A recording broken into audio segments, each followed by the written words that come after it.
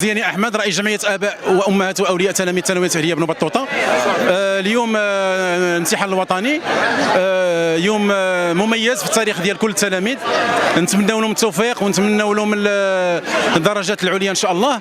حنا في جمعيه الاباء طبعا كان خصنا نسجلوا الحضور ديالنا اولا من اجل التشجيع ديال التلاميذ، وثانيا من خلال المبادره اللي درنا في المكتب، وزعنا عليهم قنينات ديال الماء، حاولنا نستقبلوهم في منذ الساعات الاولى ديال الامتحان، ونتمنوا التوفيق للجميع وشكرا لكم. الامتحان كان صعيب، دخلنا عاولين نعملوا امتحان، صدقنا حتى حنايا كنحرصوا مع الاساس ما فهمنا والو من داك الامتحان، حطونا ديك الدروس الاخرى داكشي صعيب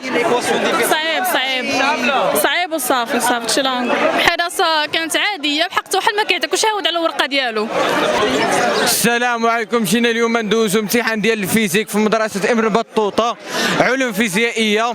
الصراحه كان داكشي في المستوى وخدمنا الحمد لله، جبرنا داكشي عدلنا داكشي اللي خدمنا عليه والحمد لله. عندنا الامل في العشيه ان شاء الله ندوزو لونجلي كيكون داكشي ساهل، وغدا ان شاء الله عندنا الماط.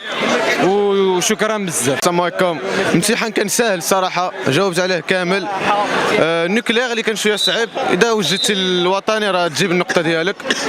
تحياتي للسي زكريا. صراحه الامتحان كان صعيب بزاف، صعبوا معنا لهذا العام الطوبي ديال الطوبي، ما هادشي ماشي نورمال داكشي والله ما لوجيك ولا لوجيك، ولكن ان شاء الله شي نقطه مزيانه، بكالوريا باك اون بوش ان شاء الله.